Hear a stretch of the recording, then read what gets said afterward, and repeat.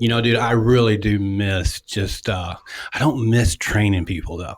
Yeah. Because so many kids in and out, and you get them to sort of like we were talking earlier, they get to a certain level, they get 16 and then they move on to, other things in life, and then I had a couple really bad runs there, people just letting me down, but I do miss training, but it's so hard because I don't want to start a gym, but like, where would I go?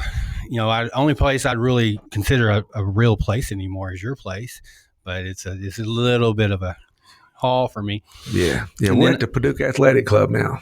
Oh, you are? Yes. I didn't know that. Yeah, we've been up there about 2 years now. Cool. The tornado came through Mayfield, and I had just opened my gym up on Broadway. We were in at the vape shop. We're in the basement of the vape shop for a while, and then we finally found us a building up on Broadway, and we moved up there. That tornado came through, and it just, I wasn't even open to the public yet. We've been up there probably about 6 weeks, and we're going to open to the public in January, and it came through in December, and it just tore everything down. I bought everything new for it, everything, man. I spent a load of money on it, and then bam, it hit. And after that happened, we didn't have any place to go. So the Paducah Athletic Club asked us if we wanted to come up there.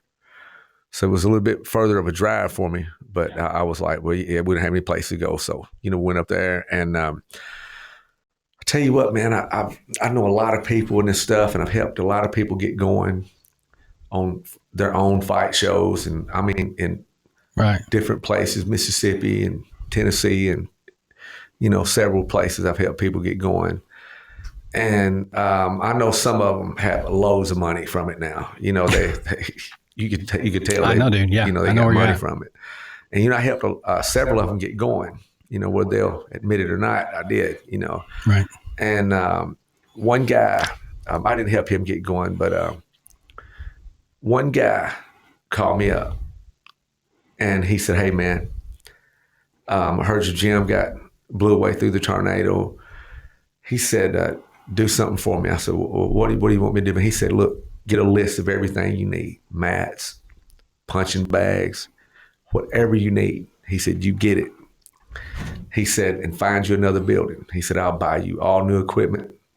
He said, "I'll put you in a building, pay you rent up, pay everything for you, get you going again." And it touched my soul, And this man here passed away last week from stage 4 pancreatic cancer. All right. His name is David Ferguson. He's owner of Memphis Judo and Jiu-jitsu. We went to his funeral Friday, and he was a really good man. He was. And Mike Merriman, Mike Merriman. I know Mike. From Wildside. Yeah. Excuse me. Yeah, Mike Merriman called me up. He said, "Hey, man, got all kind of old equipment here. You can have it all, man. Just come get whatever you want, Right. And then, do you remember Ed Clay, the original owner of Nashville MMA? Yes. He was the designer and creator of the Gameless line of martial arts products. Right. Okay, his mother is Regina Clay, and I met Ed when he was 18, and me and Mike Powell used to go to Nashville almost every weekend to stay the weekend with him and train and stuff. Yeah. And his mother called me up, and she said,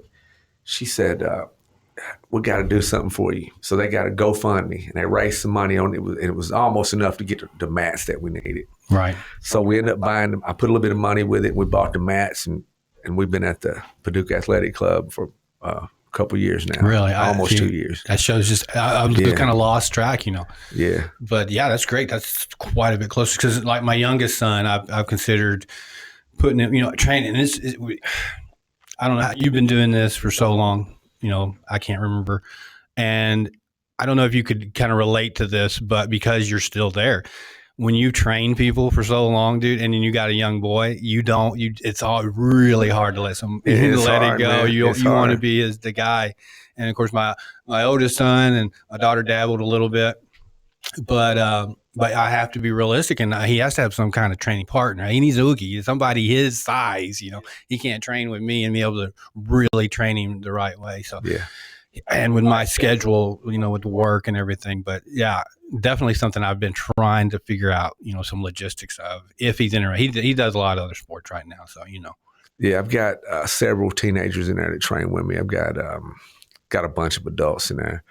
But like you say, man, if you go back and you look at the team that I first started out with when we first had Bushido, I don't have any person from that team left except one person that comes in every now and then. That's Brian Brooks, and Brad Stafford comes in every now and then.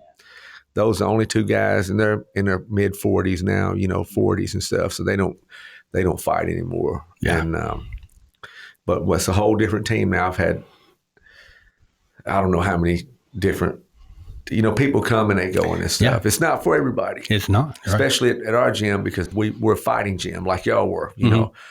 When back in the day, I used to love fighting the guys from Team Pride. Yeah. Because I knew it was going to be good. It was going to be something. Because y'all was good. Yeah. Y'all was good and we were good. Well, and on top of that, just tough. Tough, a lot of the kids I trained were just tough kids. I was tough. That was my thing. It's just should have tapped a long time ago kind of guy. Yeah. You know what I mean? But I miss those things more than anything. But I think that for me, the promoters and the fighting and some of the similar things you and I had talked about before this, the issues with people kind of shady on the money and stuff like that. And then you train these kids and then they come back on you and kind of let you down. It's hard on you after a while. Finally, you just get to a point. But I am so proud of someone like you in this area that's stuck with it. Well, I appreciate it, man. I told you earlier, a lot of times these parents, they're not looking for someone to train their kids. They're looking for a babysitter. That's what it is. And they just want to be able to say something else about it. So it's a tough business to be in. I never made money at it. 100. I lost my money. Well, as far as the gym goes, I've never made money at the gyms. Yeah. I just never make money at the gyms. Now, some of the fight shows, I've made a few bucks on them, but I do other stuff to make my money. Sure, I do this because I love doing it. You love it, right? Yeah. I think I started when I was 11.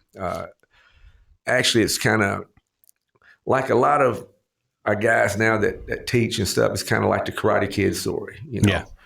I grew up in a really bad neighborhood, and I used to get beat up all the time. And then finally.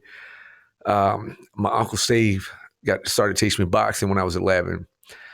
And I had a neighbor he was in the military. He was in Korea. I think he had a black belt while he was in Korea. And I got in a fight with several kids right in front of his house, just me. They jumped on me. And then the next day he saw me and he asked me if I wanted to learn how to defend myself. So every evening I'd go down to his house. He'd teach me something. I'd go up to my uncle's house. He'd teach me how to box, Right. And before long, I wasn't having many people wanting to fight me. Right. Yeah. Because they knew I knew how to fight at that point and stuff. So getting into that, so you said you started at 11, right? Probably at 11, yeah. What did you started boxing, and then what else? How did that? Some kind of Korean. I don't know what he said it a million times, but I can't. Right. It's been so long ago. Sure. But he got his black belt while he was in the military in Korea, probably back in the 70s. Okay. This is back in the early 80s, right? Yeah, so that's probably going to be, I'm trying, when you said that, I just lose my, of course, you got Korea's generally Taekwondo, but then Chuck Norris, he got his black belt in Korea too from military.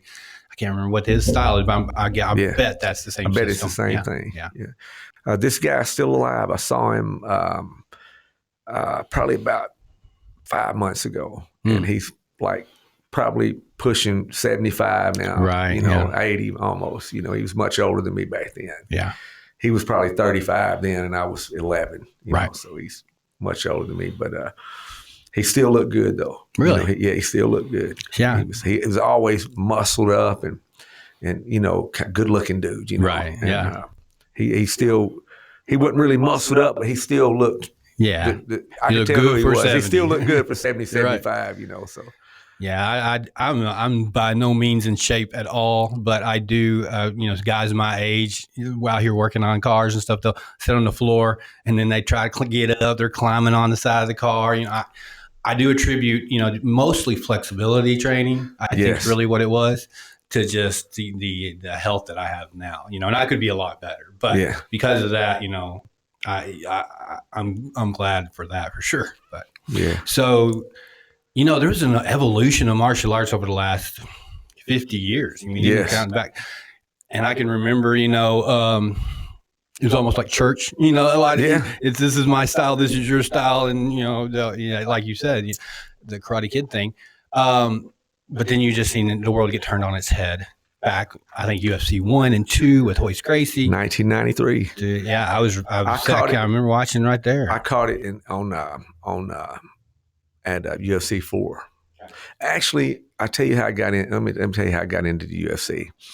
I done kickboxing. I done 20-something kickboxing matches, and I wrestled a little bit, and messed with a little judo and boxing and stuff. I learned judo out of books in the library, a little karate too. And in 1994, I think I was 25. I think maybe something like that, and I was on my way to work one morning, and my friend lived right down the road from me. He worked with me.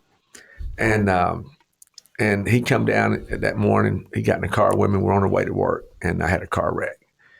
And he ended up he died in the car wreck. And they said I was dead too, but I came back. And I stayed in the hospital, man, for months. Okay, I mean it was bad. And then when I got out of the hospital, I went to a neurological rehabilitation center in Benton, Arkansas. It's called Timber Ridge Ranch. I think it's called Metaplex now. I think they changed, if it's still open. They changed the name of it after I got out.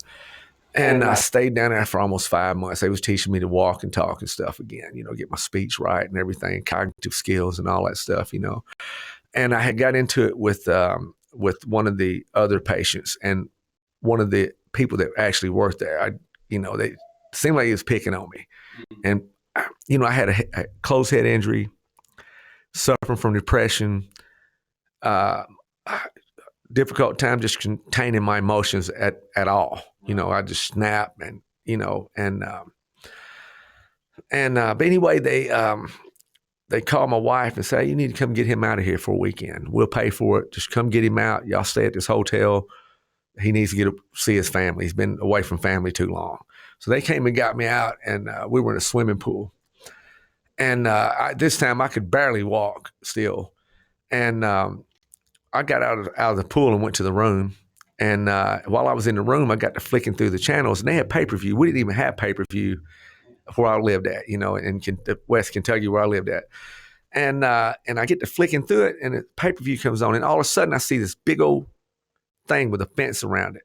I didn't know what. I'd never seen the UFC. Yeah. And then it was Keith Hackney and Emmanuel Yarborough, the big 600-pound, and Keith Hackney hit him with that open hand and knocked him down.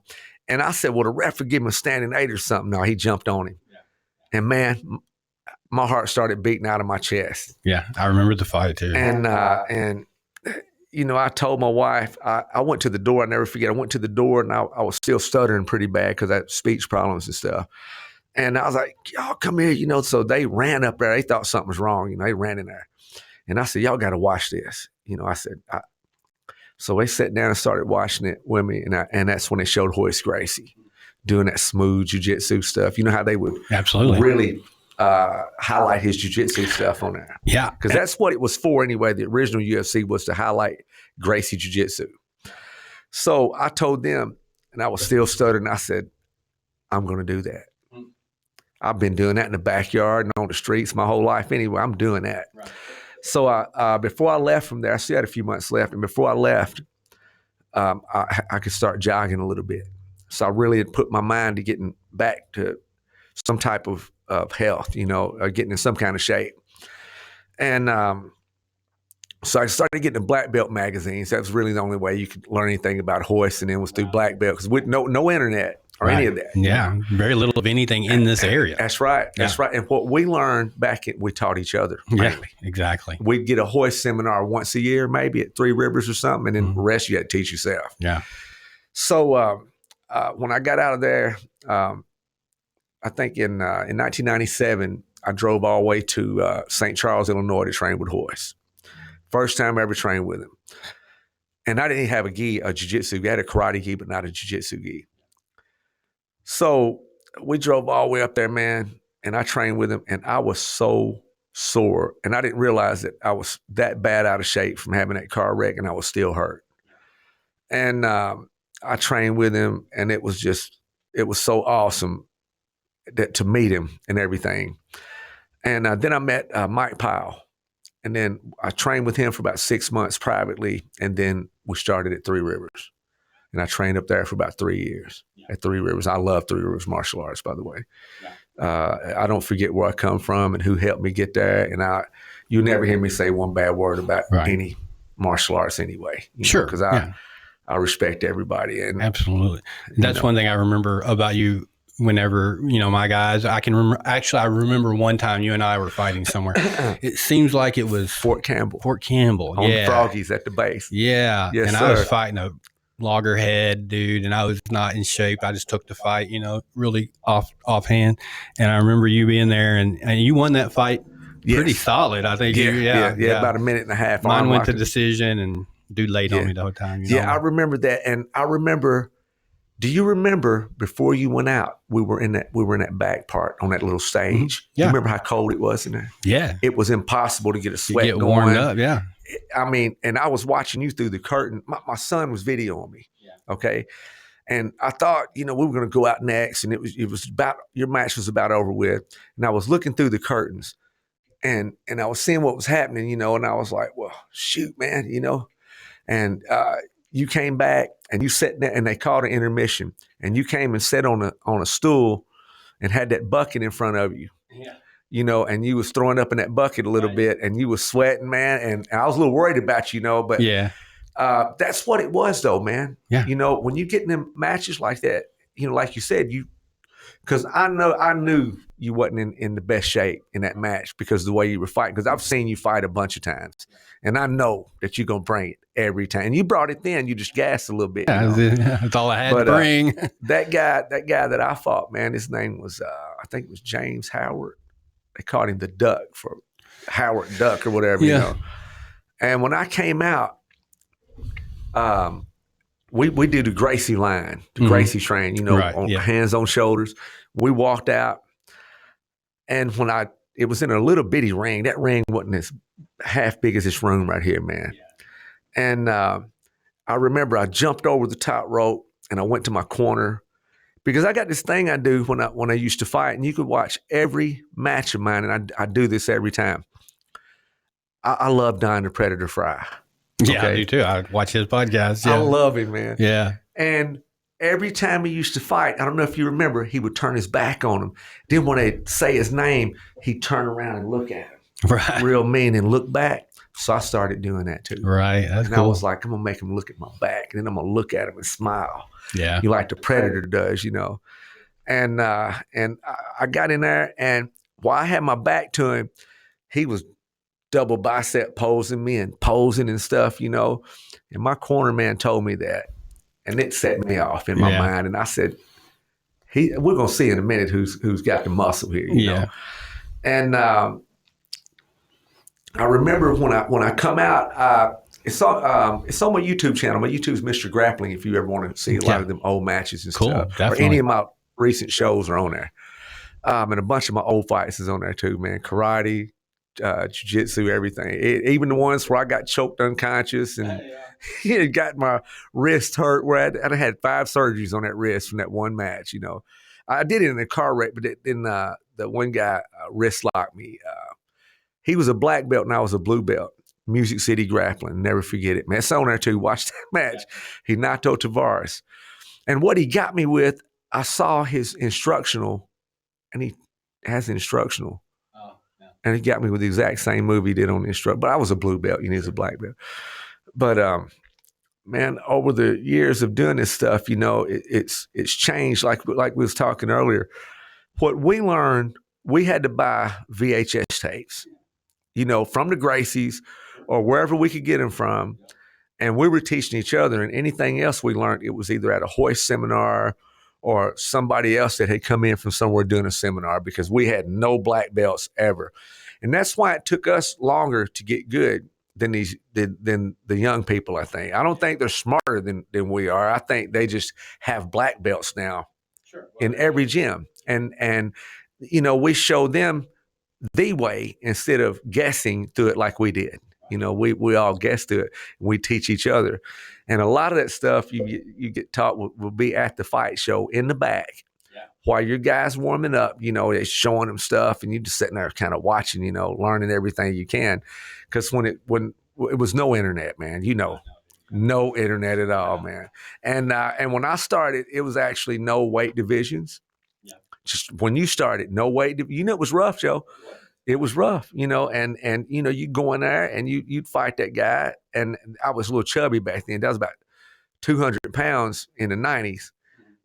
Trying to go in there and fight these big guys and stuff. And, in the karate tournaments and all that, that don't matter anyway about the karate tournaments, weight and stuff. But when they finally did put the weight divisions in, I'll never forget it. I was training with Mike Powell and I was still chubby. He was on me about getting my weight down. And man, this guy would come in and he had a chicken coop. Sorry, Mike, you know it was a chicken coop. Yeah, right. It was a chicken coop. I do. Told me the other Night. It wasn't a chicken coop, man. It was a shed. It was a chicken coop. Right. And he had it padded up, and it was at his mom's house way out in the country. The first time I met him, we went out there, and we trained for about 3 hours. And when we first started, he put his hand out, so we hit hands and bumped, and I was like, okay. So we started going about 15 seconds, arm lock. About broke my arm. I didn't want to tap. So I was like getting a little mad. I said, well, let's do that again. I'm getting a little angry now, So, boy, we start up. I'm going hard as I can. About another 15 seconds later, on the other arm, arm lock. He about broke my arm. I didn't want to tap. And at that point, I just swallowed my pride and said, hey, man, will you teach me how to do this stuff? And that's what it takes. Yeah. And I swallowed my pride, and I just saw Mike Powell Friday. He was in Memphis with us Friday, and we're still as good of friends as we were when he lived here. He lives in Las Vegas now. He retired out of the UFC. He did 24 matches in the UFC. Mike Powell. Wow, 24. Yeah. That's I think he was right at 40 when he retired, and. Excuse me. I knew, Mike was always he's athletic, always turning flips and jumping off of stuff and doing crazy stuff, And when he retired from the UFC, he went straight to California and became a stunt man. I don't know if you know that or not. I did not know that. That's cool. You know the show Veronica Mars? Yes, yeah. Every time you see that, the tall, lean dude that stars in it, when you see him go through a window or anything, that's Mike. That's Mike. That's Mike. Yes, that's sir. And he's been in, he was in Men in Black. No, I didn't know that. He was an alien in the beginning of one. I think Men in Black 2 or 3. I want to check that out. He was an alien in it. That's cool. He also starred in one of the Universal Soldier movies. Okay. Yes, sir. Him and Andrei Arlovsky. It was called Universal Soldier Regeneration, I think. Okay. Yeah, I've seen that one, but yeah, I have to go back. Mike Powell is one of these stars in it. That's cool. He's one of the top 3 guys in the movie. And him and Andrei Arlovsky had a fight scene in it. And it is I remember realistic. That now. Yeah. It was so realistic. I'm going to go check that out again. It tripped me out how realistic they made that. And you know what? Mike told me that they had a fight choreographer on the set. And he was there for the whole filming of it, and he told me that the guy that was doing the actual choreography, he said, man, I got to watch him. And he said, I just couldn't sit still no more, man. He said, man, that stuff was so boring and stale. Yeah. He said, so I just started giving little suggestions here and there. And he said before the movie was over with, he was a stunt coordinator before it was over with. And he coordinated that entire thing with him and Andrei Arlovsky. And I thought that was just the coolest thing. And he's been in several movies and been doing stunts and stuff for several TV shows and stuff. Really proud of him, man. That's cool. Really proud of him. There's been a few guys from around here that's been able to see back when you and I were really. I started kickboxing. I came out of Taekwondo and then kickboxing and then into Jiu-Jitsu. Really more, I was no-gi stuff. Just get the basics and build off of that. But to get a fight, dude, I would have to go to 7-hour drive just to get one fight, get one match. And I can remember I can't remember, West Virginia or something. I showed up, cut weight, because I always cut weight because I was, I'm small for the heavyweights as far as my stature. My legs aren't as long, my reach. So I'd always, if I got up there to 250 guys, it was a pain in the, So, but I traveled and I cut weight the whole time. And I get there, the guy would be 30 pounds over. Yeah.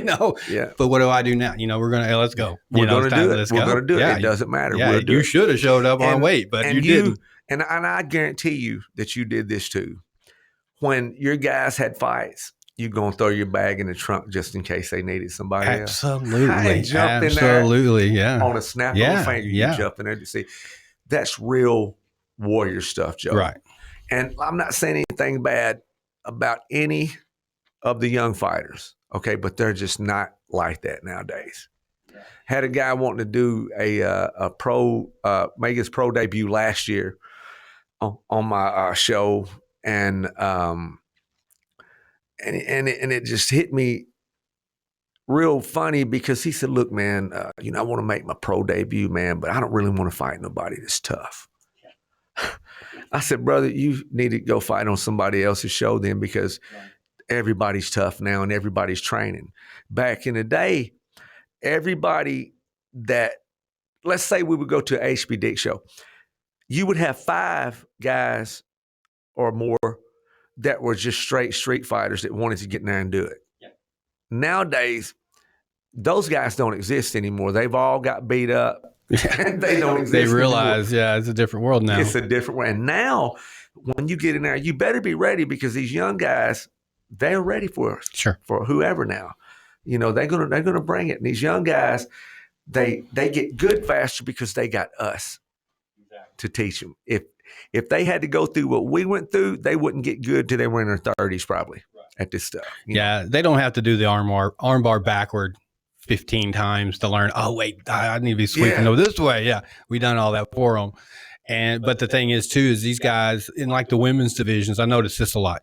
Back when I was traveling, there was very few girls fighting. Yes. But promoters wanted it. Yeah. But there was no competition out there. If you were decent, if a woman was decent, she'd wipe the floor with everybody out. That's there. Right. And now you're seeing it's not like that. It was a lot harder to find fights back then. But nowadays, you're not going to walk in there, like you said, with the barroom brawlers. That's right. Let them swing a few times, gas out, and then make them, tap them with the choke or something.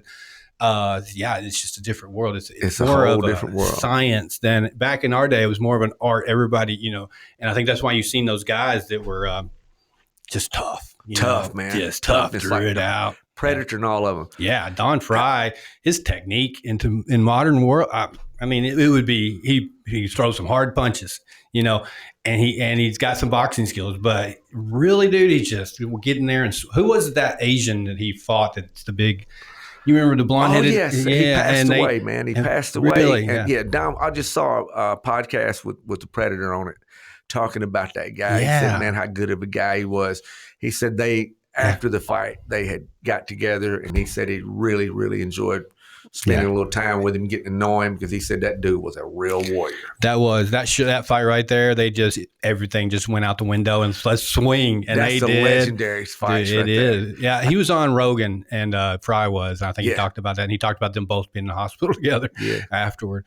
That's a different thing. And then that's something that that's why I wanted to do this podcast, to let people look inside different people's world. Yes. Like your world, people would not understand. They don't know those nuances, that you can beat the hell out of somebody, end up in the hospital, and then become close friends for the rest of your life. Close friends. People don't understand how that works. I tell you what, I fought Jay Black. He was a police officer detective in Covington, Tennessee. I fought him on,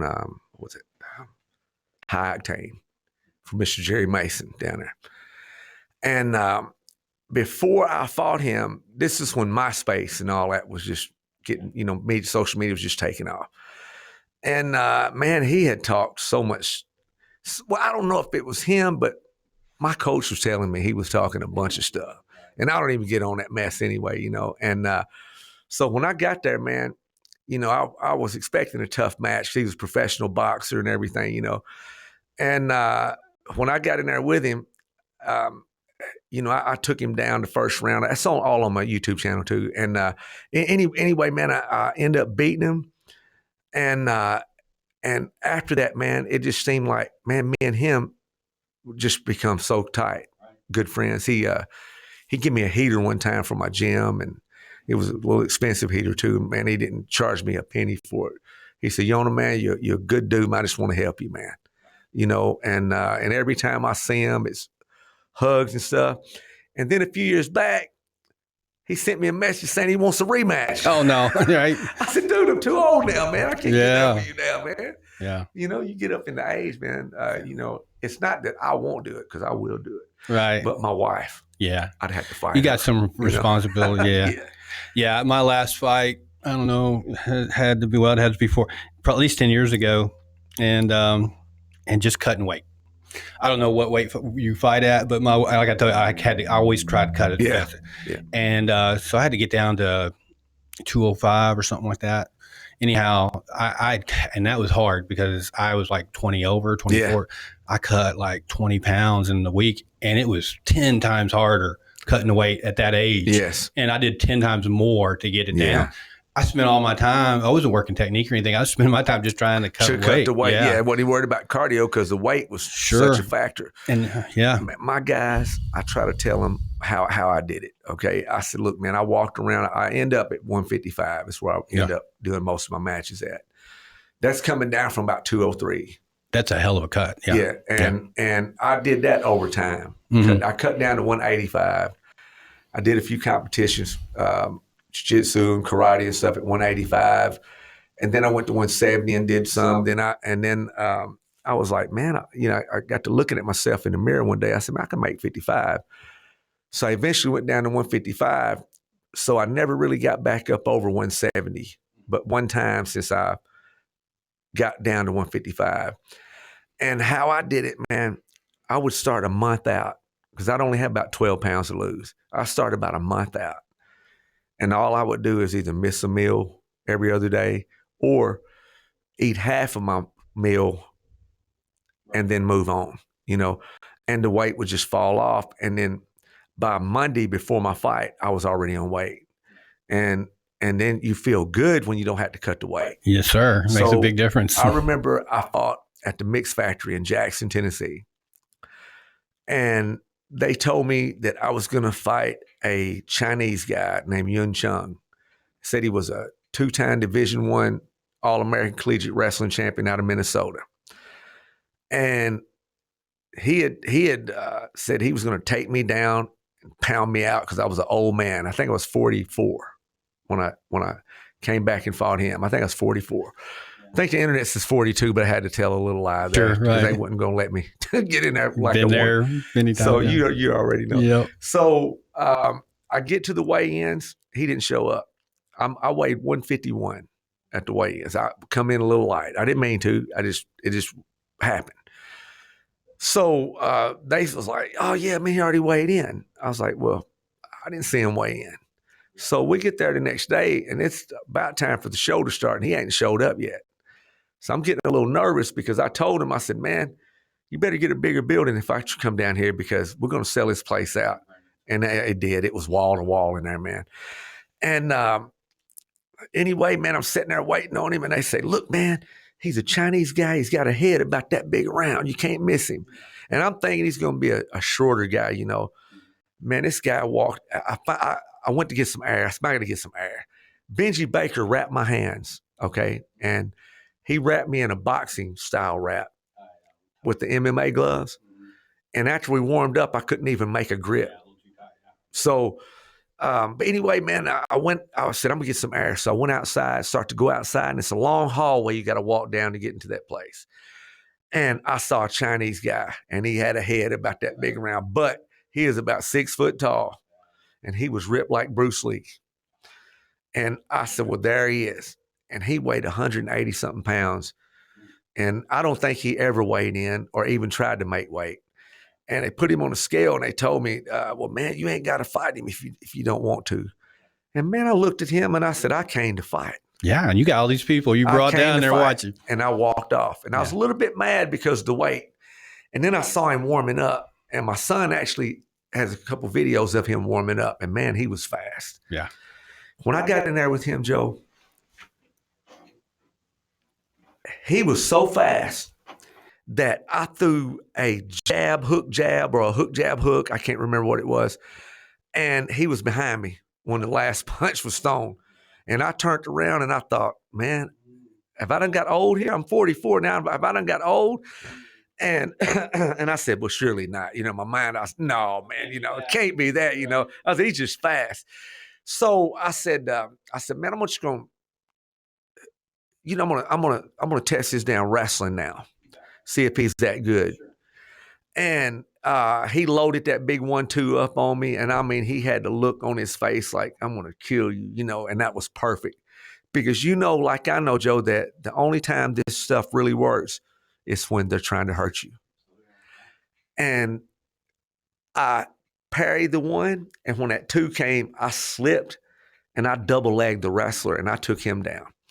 And as soon as his butt hit, he tried to go to his hands and knees to get up, and I was on his back, like quick. And ended up choking him out in about 1 minute and 30-something seconds. And I never did hit that man with a punch. Right.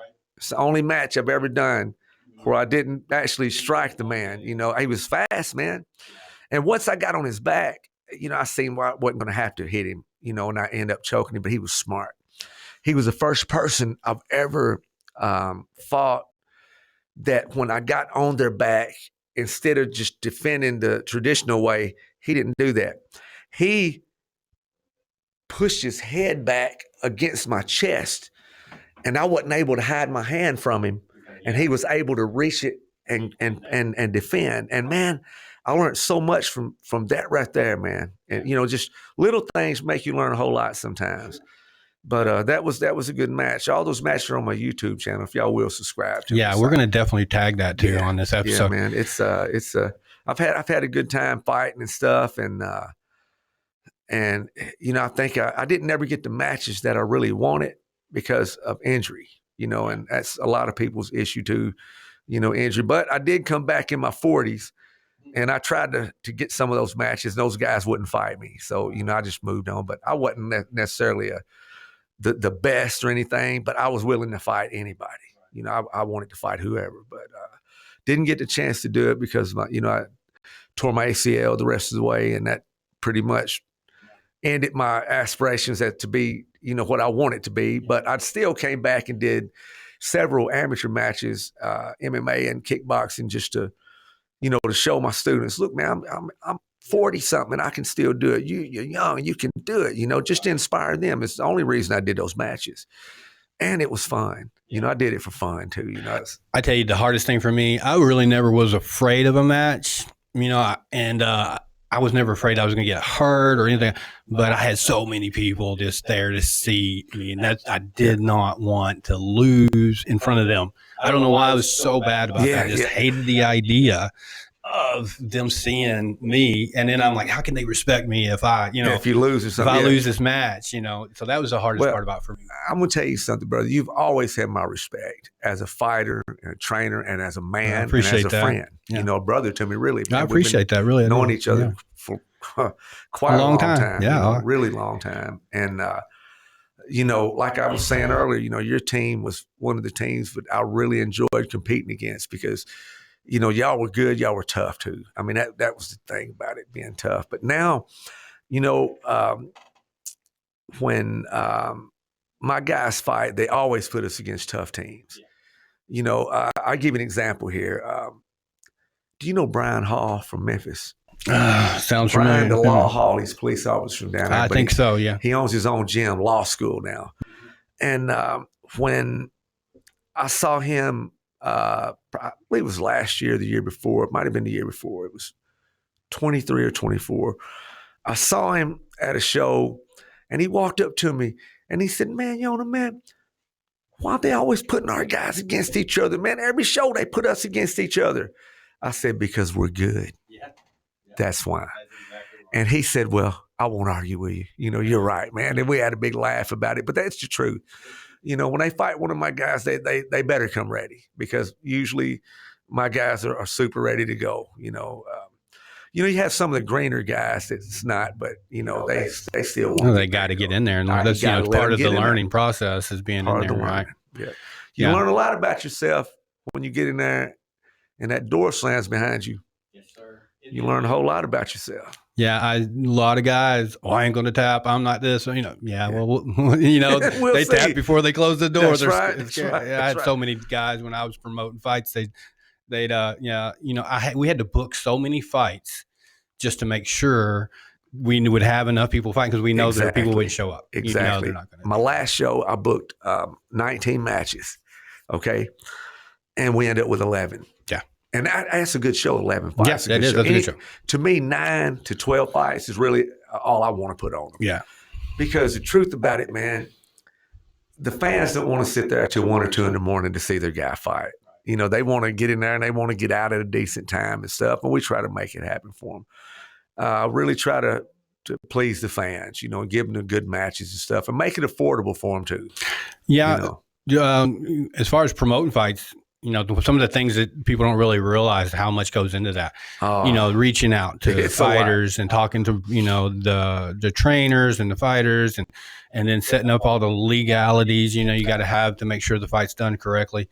And then you got security, because everybody, one thing about fights is about the 7th, 8th match, people start getting rowdy. They're in there, they're watching people fight, testosterone starts to build, and they done had a couple of drinks and stuff too. Exactly. So there's a lot that goes into it. It's a lot to do it right. Anybody can throw a bunch of people out there. They showed a video of I think it's New Line cage fighting. It's I don't know how many shows they've had. They're fairly new. They showed a video of them setting up, and they had about 10 or 12 people out there helping them set that cage up. So one of my guys, Michael Fairhurst, he posts a video and he goes, yeah, look at these guys. It's 10 or 12 of them setting up, and Yonah does it with one other person, Right. Yeah. It's respect to my coach, People don't really realize all the behind the scenes stuff that I do. Excuse me. Man, I help other fighters get matches all the time. And I've actually helped some of them get to the big shows, right. And nobody sees any of that, the hard work that you put in behind it, man. I refereed the UFC in 2019. Okay. I've refereed over, man, before I probably refereed 300 or 400 matches before I even started counting. And I'm up to, I think it was 3,370 something matches, but it's probably more over 4,000 matches that I refereed. And one day I was sitting at home, and I got a phone call from Anthony Manis, and he says, "Yonah, you ready for the big time?" I said, "Man, I am big time, Anthony." We'd always joke and stuff. Sure. And he said, "No, I'm serious, man. I want to ask you something now." He said, "Would you like to do the UFC referee?" I said, "Let me think about it." "Yeah, I would, man, And he said, "Well, I'm going to make that happen for you. It's going to be in Nashville, British Stone Arena." And when he told me that, I was gonna tell people, and then I thought, I'm not telling nobody. And I kept that to myself, and I didn't tell but maybe 5 people at the most, including my wife, that I was going to do it. And after I did it, on my way home, my phone was going crazy with texts and calls. "Man, you should have told me you was refereeing UFC," and it was a big surprise, that I did it. And it's a big honor to get asked to do that. I've never asked to referee any show. Every show I've ever done, they've asked me to do it. I refereed pro boxing, amateur boxing, pro kickboxing, amateur kickboxing, MMA, pro and amateur, jiu-jitsu, no-gi grappling. I've done it all, man. And I'm never asked anybody to do it. They want me to do it. And I think because they know that I'm going to call it right down the middle. Right. Every time. If my mom fought, it's going to be called right down the middle with her too. I don't care. It's a thing with that. I think some of these young guys, not all of them, but some of them, it's a part of martial arts. It's a part of martial arts that they're missing. And that's the honor and the respect and the loyalty, benevolence, the right action, the Bushido code. Some of these guys, man, have no loyalty at all. And some of them will just back out of the fight just for no reason and just leave you high and dry on it, and that's they don't realize how much work we put in behind the scenes to make these things happen, and whether you make any money or not, you still want to have a good show, when you have a good show for the fans and stuff. And some of them need to learn a little respect. I agree with you there. And something like that, you're not, of course, we all have to survive. We're all trying to make some money, and the more money we make, the better, and the better. And when you're doing something you love, that's one of my biggest faults that I've had is when I go into something that I really care about, I don't want to half-ass it. It's all the way. My shows, I always tried to, and I'd lose money, but at least I look back and I can say, well, you didn't cut your principles, No, you didn't. And you know what? You paid everybody that had to be paid, sir. Even if it come out of your own pocket. Absolutely, yeah. Just like if anybody's going to lose, it's going to be me. Yeah. And that's how I do it. And I had the money to beforehand to do the show, or I wouldn't even do them. You know what I mean? And that's why. Because if anybody's going to lose, it's going to be me, not the fighters, not the trainers, not anybody, not the people who rent the building. Everybody's going to get their money. And if anybody loses again, it's going to be me. Hopefully we don't lose no money, So back to the referee thing, people don't realize the responsibility. So, I could say the responsibility is make sure those guys are safe, they're taken care of, yes. Because there's been times people have been retired out of one fight, retired from their job. Like I've seen people hurt so bad. Yes. So it's that's a huge responsibility. And everyone I think would agree. I mean, they don't look at, these guys aren't, a lot of these guys, this might be the only fight they ever do. But some of these dudes are there. This is, they're coming from a tough situation.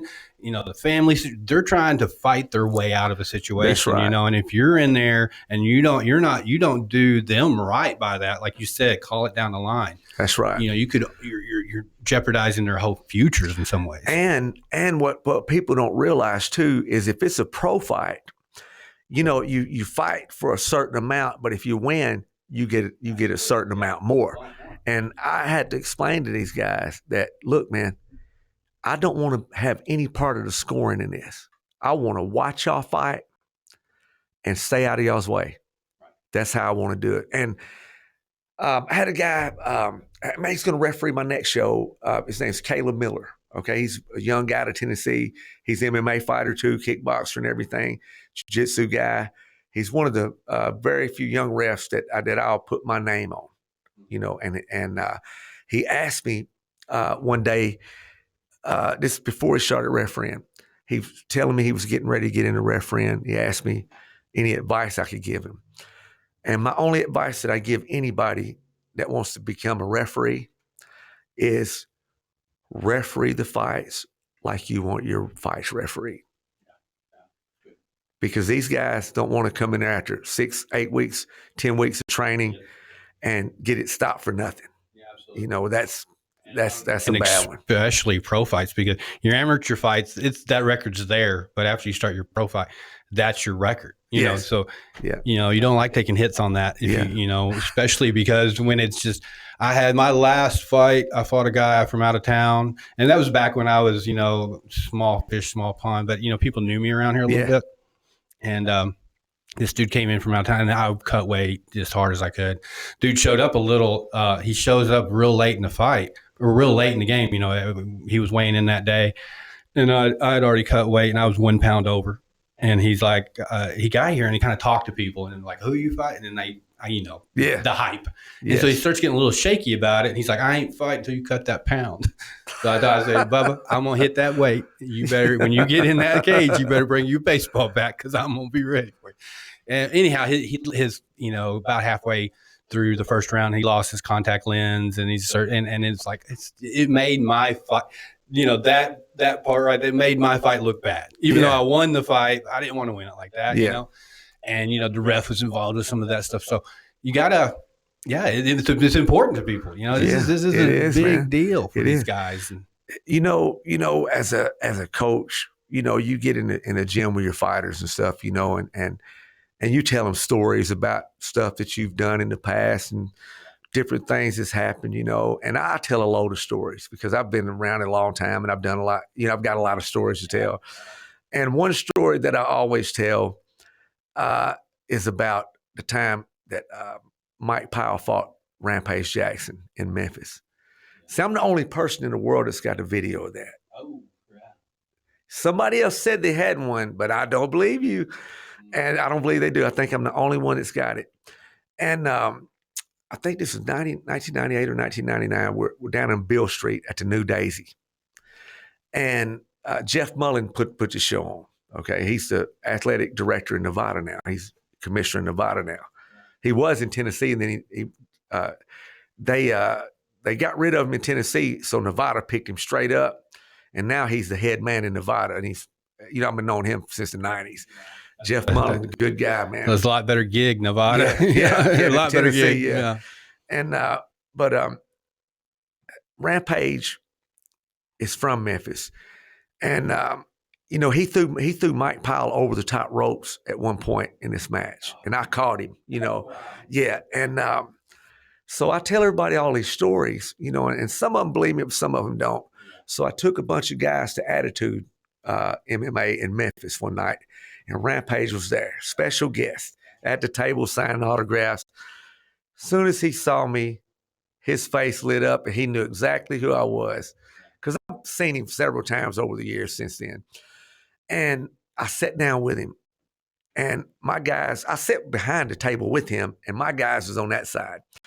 And they were buying T-shirts and getting autographs and stuff. And he told that same story about Mike Powell that I did.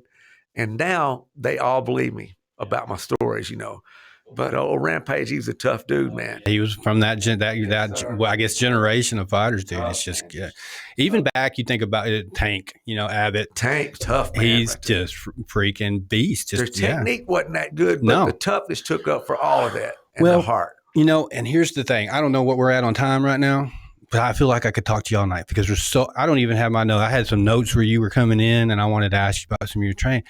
I'm afraid I'm going to miss something. So we got to do this again. Oh, we'll definitely do it again. But there was definitely one thing that I wanted to talk to you about, and that was those first guys.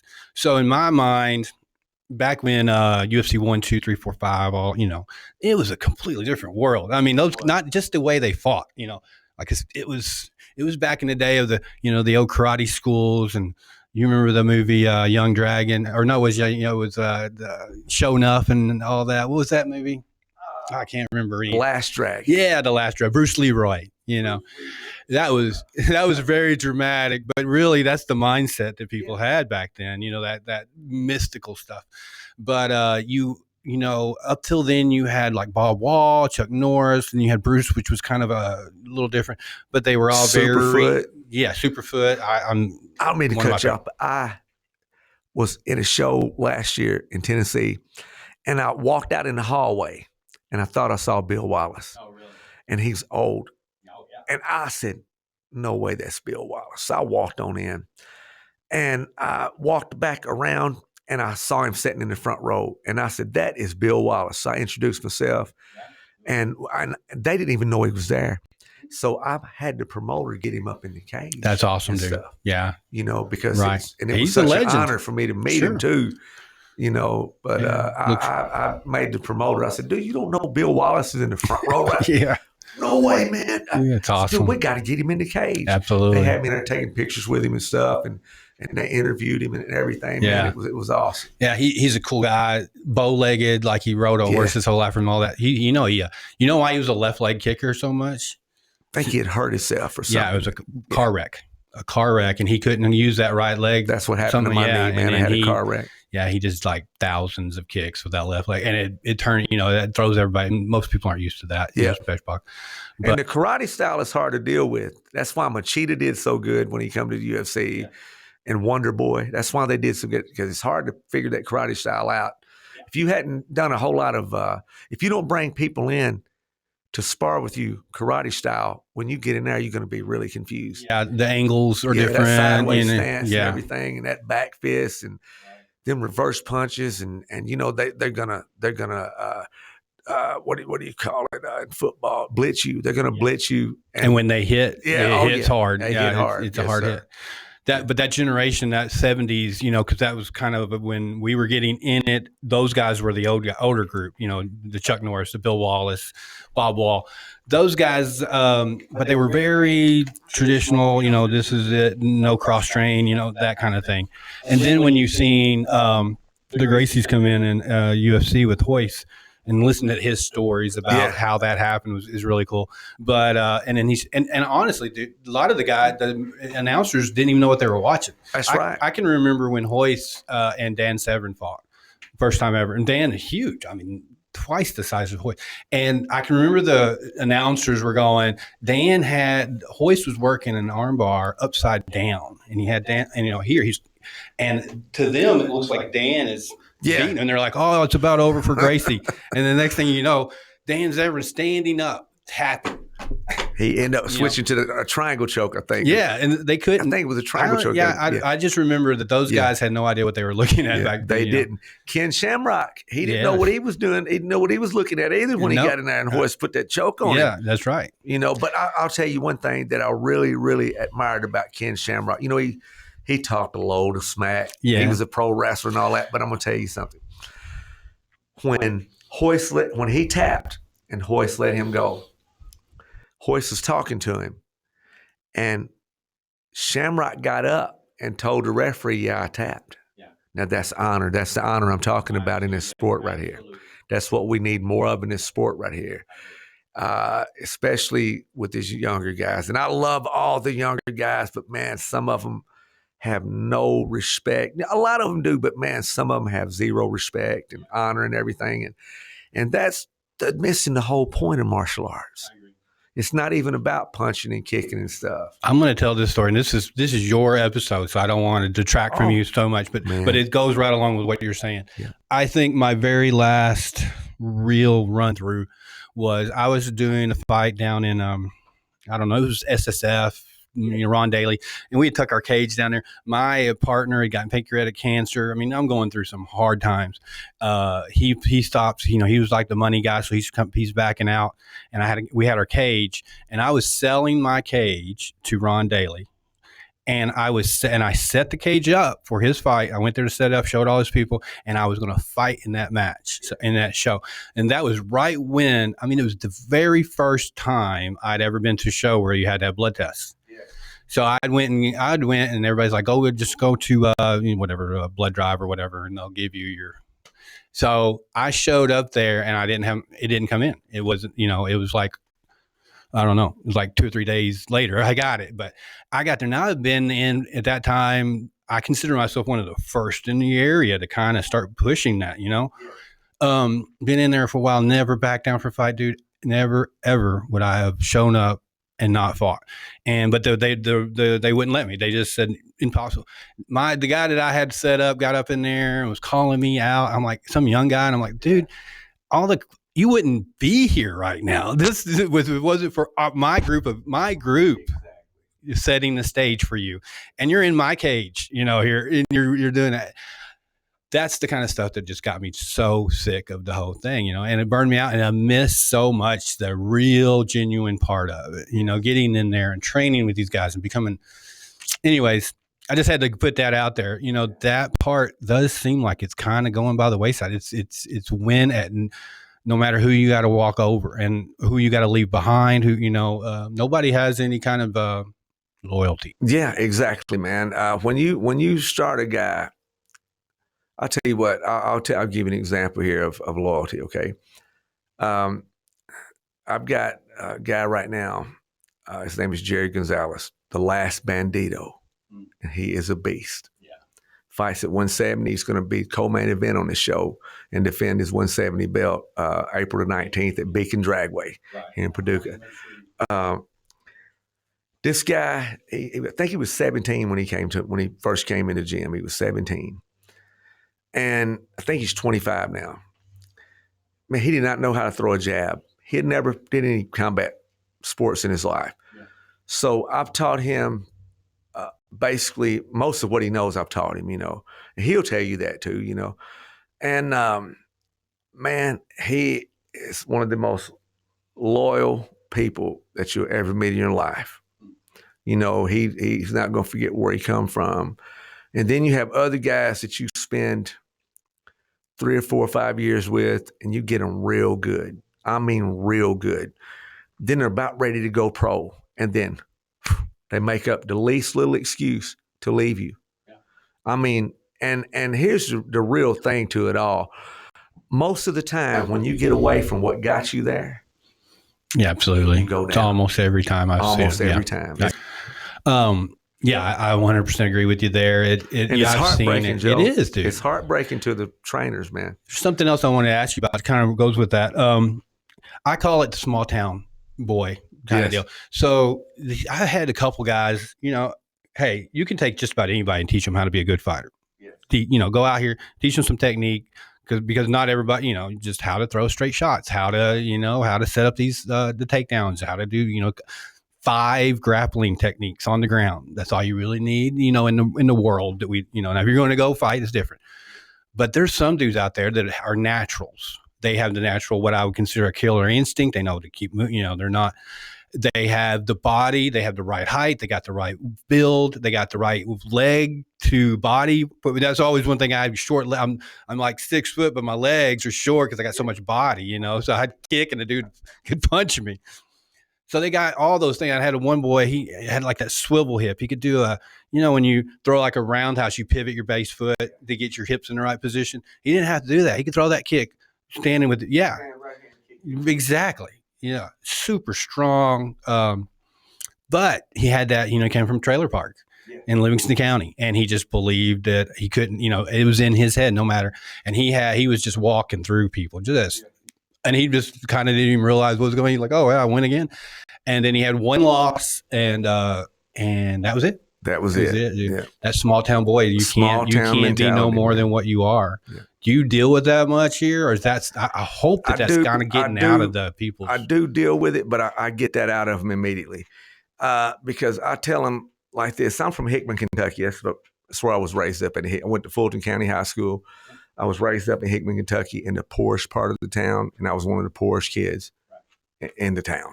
Okay, and when I was a kid and we were competing, we were doing kickboxing and stuff. Everybody that I talked to, if they were fighting, if they're going to kick somebody from Nashville or from Memphis or somewhere, they were scared to death because they were from Nashville or Memphis. And I never was scared of nobody from out of town or nothing. I was like, man, that man just like I am. They going to have to get there and deal with me now. So, and I made sure I was ready for every match I went in. After I really got serious about it. Let me ask you something, man. What movie or whatever inspired you to get into martial arts?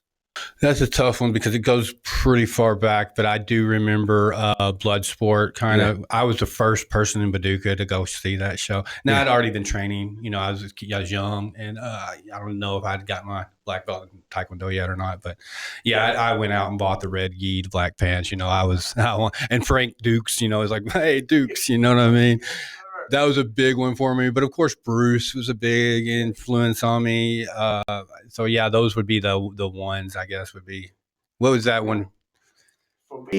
For me, I remember when I was a little boy, I would I would watch a little Kung Fu theater, and I loved it. But it was more dramatics, and they were flying, and I knew we couldn't do that. And then I watched a movie called Billy Jack. I know the one. It's a good one, yeah. And that is what got me to where I wanted to be a fighter and wanted to get into martial arts. And I was probably about 8 years old when I seen, 6 maybe, when I seen Billy Jack. And after that, I knew then, I said, yeah. And then we moved from the country into the city, and we moved into the housing projects. And, I was one of the kids, one of the smaller kids there. And every time I went outside, I would have to fight. Yeah, And then, like I said, when I turned 11, that's when my uncle started. I got beat up, and I was bloodied up, and my face is all swole up, and my mother called my Uncle Steve. So he came up, and I thought he was gonna go, "Oh, come here, son," and give me a hug and stuff. No, it was none of that. He looked at me, and he seriously, as serious as anybody could say it, he said, "You're making me look bad, boy." Oh, yeah. Oh, yeah. Yeah, that's it. My Uncle Steve was known for fighting and stuff, and he had been taking Judo and Karate. And when I seen him in that karate gi, it was over. I swear I wanted to do it. I wanted to be just like him, man. And that's how I got into it. And then, like I said, when I was in the hospital down there, I had that car wreck, and that's how I got into the UFC stuff, jiu-jitsu and everything. Ended up getting I'm a 2-stripe black belt in jiu-jitsu. I'm a 4-stripe black belt in judo, and I'm 2nd degree in Shotokan Karate. So over the years, I've put in quite a bit of time to do this stuff. Yeah. I'm going to vouch for you there for this area. That is some very strong credentials. I mean, there's so many just fly-by-night guys around here. But yeah, that's one of the things that I do. I had a hard time with because I was training and working, and it was so hard to find time to actually move my own self. And we were talking about that before we started. I would love to just find you just actually train, or do some groundwork and stuff on my own. But it always ended up, showing somebody else or tweaking the technique for them. And I did go to daily school a few times down there just when I had time, and it was, learn, for myself, to pick up some stuff from them. And that's something that I would like to do. So on back to Hoist Gracie, that's your 2nd stripe black belt, right? Am I right? Yeah, I'm not under Hoist. But it's with the other Gracie. I got up to a 4-stripe purple belt under Hoist. Okay. And then I got my brown belt under Jorge Boris. I got my black belt under Jorge Boris and all my stripes. He's under Carlos Valente. Right. Okay. So, So whenever Hoisto got in, I seen the evolution of the world's view of martial arts. So jiu-jitsu's always been there, and the Gracies have been training for, the however long. And but the world as we knew it, or as I knew it, was Chuck Norris, Bruce Lee, Bob Wall, that, the very rigid karate techniques and stuff like that. And a lot of that was because a lot of the military, I think at one time the military trained Taekwondo for a brief time during the Vietnam War. But then that was an evolution there when you've seen these smaller guys coming in there just tapping these dudes one after another. And then people were like, this isn't a fluke. Then everybody wanted to learn grappling. I mean, it all switched. Everybody. And it shifted. Then you started seeing Rampage, Liddell, and Tito come in where they were defending the takedowns. They were, and you see more ground and pound, and it shifted there. Do you think the jiu-jitsu world kind of left, didn't learn the lesson that the rest of the world learned when they seen you? So what I'm saying is, everybody was like, "Oh, there's a lot more to this than what I thought." Even the black belt, everybody was like, "Oh, I'm missing a big part of this." And so everybody started training. But it seemed like when that whole crew was coming in, that the jiu-jitsu world was resilient to change. That like the people before, they wanted to stay true to, of course, what they had was strong. But you had the guys that were now training not to train necessarily to be strong in jiu-jitsu, but to defend the jiu-jitsu, get them back to their feet, And I think it took a while for them to actually say, okay, we've got to evolve too. The world of jiu-jitsu has to evolve just like everything else. My take. And did you see that whenever you were coming through? I saw exactly what you saw on it. And I think Murray Smith was the first striker to really get his takedown defense where he wanted it, and he won the UFC heavyweight belt. He was and Bosch Rutan. He had to learn the grappling too. I met Bosch in I think 2005 in Columbus, Ohio. Mike Powell was fighting on the Gracie Fight Championship on the Arnold's Classic, and me and my two sons and one of my friends, we went up there, and Mike snuck us in the weigh-ins. He snuck us through the back door and got us in the weigh-ins, and that's how I met Bosch. And when I met Bosch, Mike Powell introduced me to him. And he said, "Oh yeah, man, he's a purple belt in jiu-jitsu, man, and he's MMA fighter too, And Boss looks at me and he goes, he's crazy anyway. He looked at he said, a sheep in wolf's clothing. He said it backwards because he says everything backwards. And he kicked me in my leg, and it almost turned me a flip in there. My leg had a bruise on it. He chased me around in there laughing. And it was the funniest thing in the world to him, and I was like, somebody get Bosch Rutan before I had to shoot him in here, because I couldn't whoop him, I had to shoot him. But I've been around Bosch several times, man. I've met so many big stars, man, that does this stuff. I've met so many of them. I even met Horion. I trained with Horion.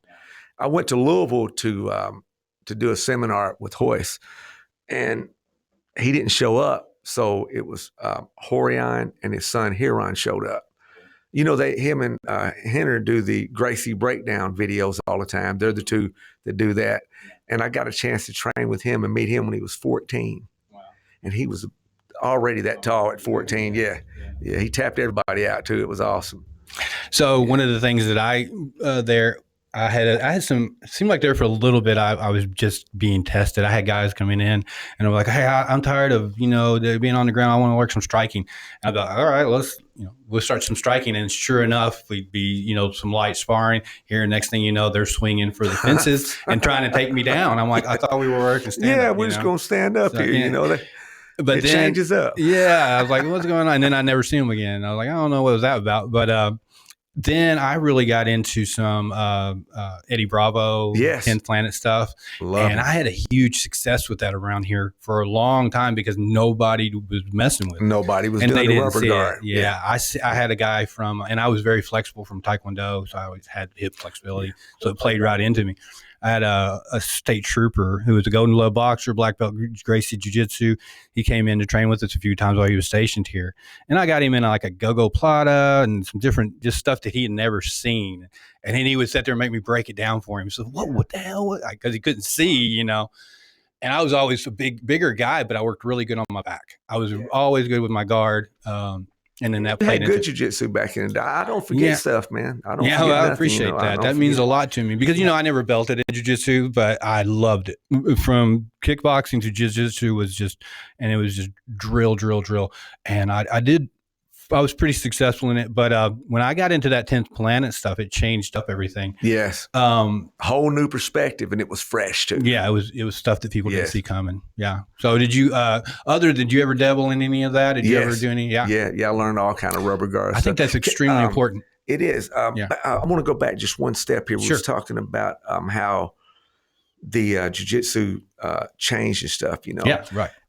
I think the problem with it, this is what I think it was then too, is some of them, they go learn all the gi techniques and a lot of no gi techniques and stuff, but that's sports jiu-jitsu. Right. All my MMA guys, they get the combat jiu-jitsu from me. Right. They get the jiu-jitsu that's geared up for fighting. Yeah. So they don't have to worry about, my face is open, I'm going to get punched. They know what to do and how to do it because I know how to differentiate sport jiu-jitsu from MMA jiu-jitsu. And I think that's a lot of problem that people have. It's why their guys don't do good on the ground because they're relying on sport too much. And if you, doing gi and no gi, the main difference is the grips. Because you can grip the gi. Yeah, and you can use the gi to choke with. Yeah. Yeah. And, if you grip here, you had to grip the neck. Right. Or if you grip the sleeve, you had to grip the wrist. Right. People, they don't really differentiate the sport from the combat stuff, Yeah, something I see there too a lot is, so you got two different things. One thing is a traditional strong jiu-jitsu guy will be on the ground and he's not considering the punch, just a over how, and trying to set a choke with that or set up something. But two, they don't usually, if you train, and this is something I feel strongly about, you got to cross train with different people, because if you train jiu-jitsu with jiu-jitsu, you guys are down there on the ground and it's a chess match and you're barely moving. Exactly. Something right there. You said that you liked the cross training. Right. I'm going to tell you something, man. And I think I'm the only trainer that demands his team to cross train. Right. Like I told him, if you don't cross train, you won't be ready for the different types of energy and techniques that they're going to give you. Because you get used to your own people at your own gym, training with them, and you kind of get used to them.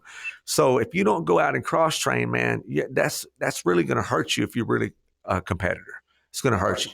Energy. That was the one I was talking about, because you'll get two guys jiu-jitsu, and it's a chess match, and they're down there and they're tight, they're moving, but they're slow. They're not moving a whole lot. Technical. And then you get this crazy animal comes in there who's just slamming, pulling, jerking, moving. It's a lot different to try to set a arm bar or something when people are going nuts. I think that's something that's definitely a part of what people have got. Do you see it, that transformation of martial arts over the last? It's been amazing. I think that, in my opinion, it's been two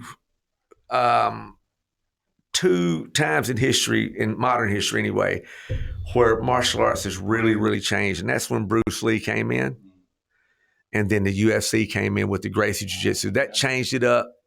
That changed the entire world up of martial arts. We wouldn't have the UFC. We wouldn't have any of this stuff without the Gracies have coming in to do it. And people knock them a lot, but man, I only have respect for them. They changed it in a way that not only did they change how people started doing it at that time, but they made people realize, oh, this stuff changes. Yes. We have to, it's not set in stone what these dudes, 100 years ago out and trying to throw punches. It's an evolution. It's an evolution. Yeah. And if you don't change with it, you'll be a dinosaur. You'll be left behind.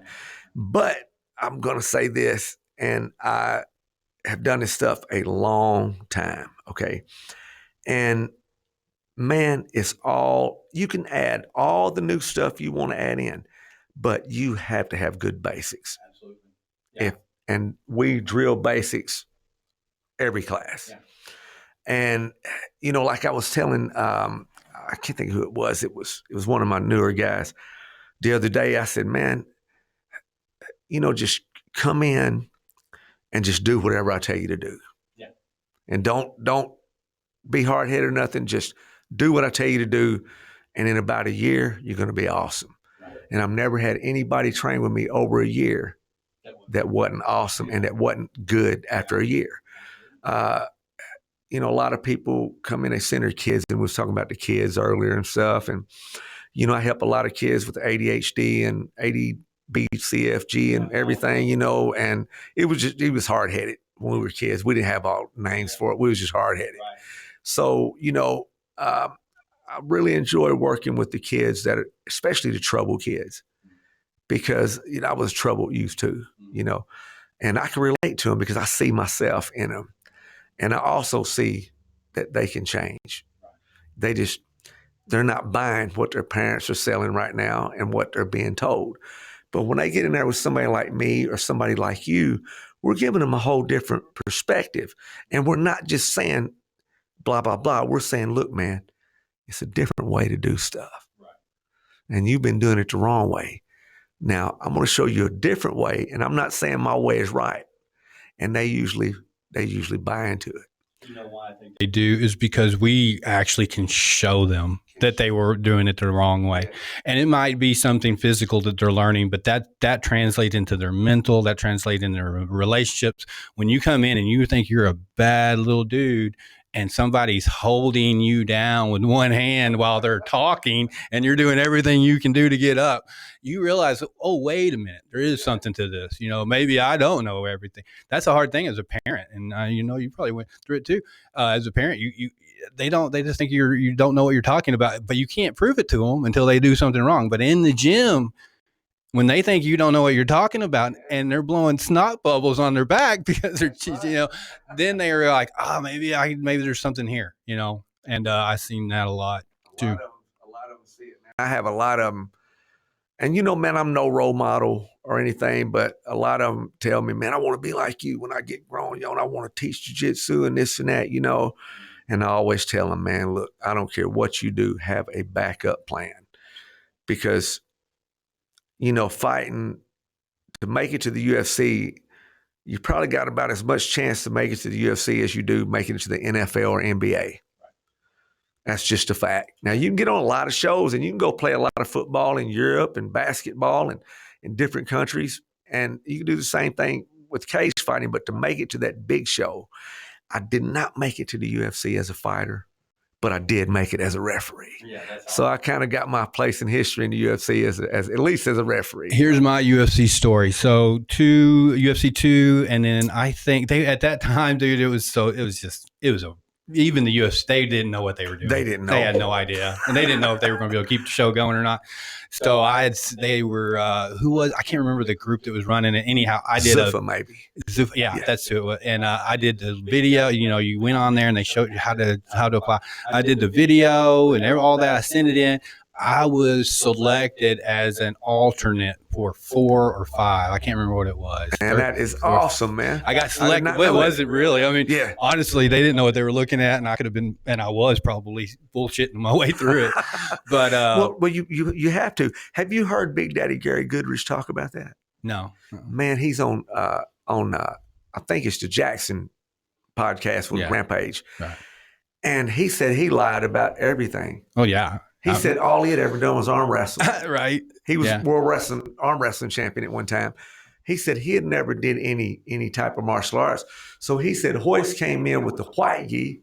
He said, I'm going to come in with the black gi. Right. Yeah. I never did any martial arts, man. Yeah. And he just did all that just out of natural ability. Yeah. Right. Well, I got selected, and the biggest mistake I made in martial arts was not going, because I was like, I didn't want to be an alternate. I wanted to be in the show. And I was like, well, I go all the way out there, take time off work, lose money. I had nothing, I go out there and lose everything, and then not even get on the show. So I thought, well, I'll try again later. So I didn't go. I didn't even show up. I didn't accept it.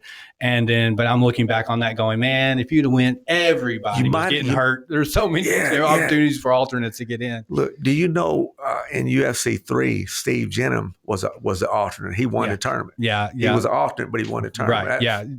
Well, I mean, you never know what can happen, man. Especially back then, people get hurt so. And I tell all these guys now, I said, look, man, you're never going to know whether you're going to be good or not if you don't get in there and do it. Yeah. And a lot of them are just scared to take that first step. Yeah. But some of them take that first step and boy, they gung ho after that, man. Yeah, it's love all the way. Yeah. This stuff ain't for everybody. Absolutely. Yeah. And, we were talking earlier about the kid. You said that his parents brought him up to my gym and he either seen somebody getting choked or he got choked, you know. Right. Our gym, I had somebody, do you know Daniel Davey? Yeah. You know Daniel? Mm-hmm. He's a great guy. I mean, he's one of my students. Yeah. He's injured right now, but when he gets that healed up, he'll be back. But he told me one time, he said, Yonah, man, he said, somebody was asking me about all the places to train.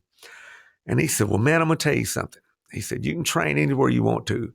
He said, but I'm telling you, if I was just so happened to be on my way to prison or something in the next 5 or 6 months, he said, I'd definitely go over there to Yonah because he's going to teach you how to really fight, and that's what we're known for really fighting like you were. Y'all wasn't known as a weak gym that didn't get physical. Y'all were known as a tough gym.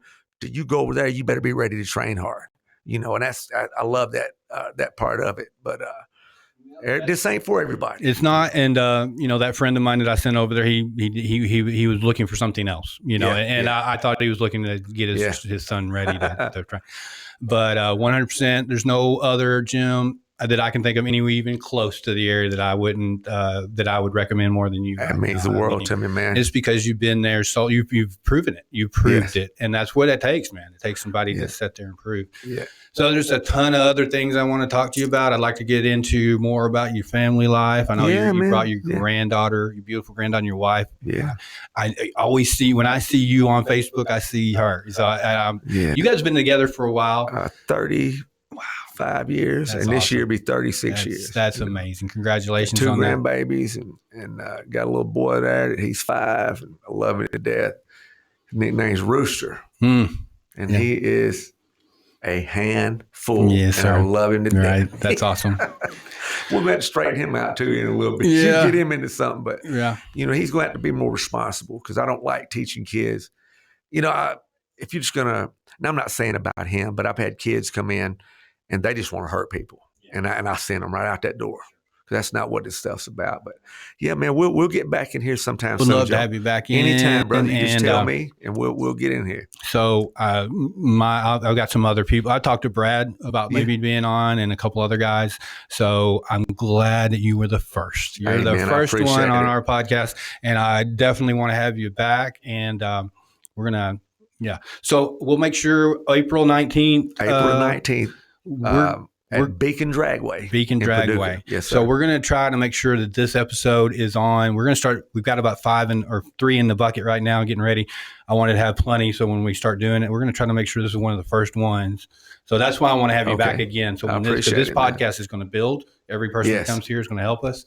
So down the line, I want to have you back when we're anything you need from me. You tell me. Yeah, I got you on whatever you need. Well, we are going to try to support your shows, and and hopefully have some of your fights champs maybe come in and pre a fight, do some kind of a little podcast there too. So our boxing coach, have you met him? I don't think so. His name is James Crisp.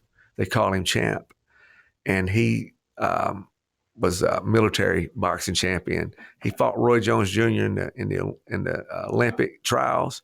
So he might be another person we get here too. He's a really awesome dude, man. Yeah. If somebody tells me Yonah recommended, they're going to get on the podcast. Let's just say that. So you send whoever you want. Get you some good guys. Yeah, definitely. And I appreciate you, man, having me on, man. It means a lot to me just to know, because I got mad respect for you, and I always have, just to know same here for you. Think that way about me. It means the world to me. Right. Honestly. Well, I'll be honest. I've been out for a while, got really burnt out on it. And if anybody, you would be one of the people that I've kept up with, and really proud of you, man. And, I appreciate and what you've done for the community, for this area, that small town, that we're not, I've always told people, I said, it doesn't matter where you are, the dirt underneath you is the same. It's the same. You can be in the biggest arena in the world, and it's the same dirt that's underneath this floor right here. You know what I'm saying? That's right. So don't let that hold you back. And you've definitely done that.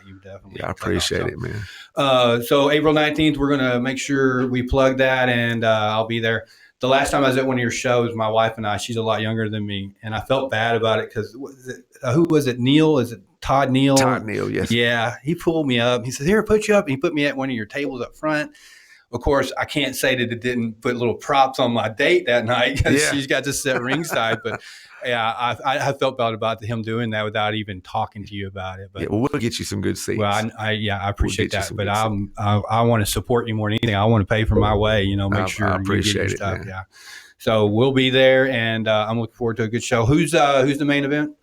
The main event is going to be Robert Burns versus Wallace McCoy Jr. at 205. Yeah. It's Wallace's debut, and I think it's his second or third pro fight. Cool. So it should be a pretty good match. match. 205 is 205 is tough. Oh God. Man, they got the height, they got the power. It's a hard one, yeah. And the only difference between a lot of them and heavyweights is they cut the weight down. Yeah, they do. Yeah. They're just big as the heavyweights. Absolutely. And the heavyweights they don't have the snap to the punch, they got a lot of weight and a lot of power, but they don't have the launch to the punch, like those guys do. So we're looking forward to it. Yes, sir. Yonah, I really appreciate you coming out, thank man. you for having me, Joe. Just having a conversation with you. Hey, I appreciate you, man. Just having a Thank conversation, you so much. not even the podcast, but I do appreciate your support here. But just catching up with you, getting back into that world, I miss it a lot. But well, anything you need or anything, man, just hit me up. Brother. Absolutely. We'll All get right. you there. Great. Hey, thank you so much. Thanks a lot, buddy. Yes, sir.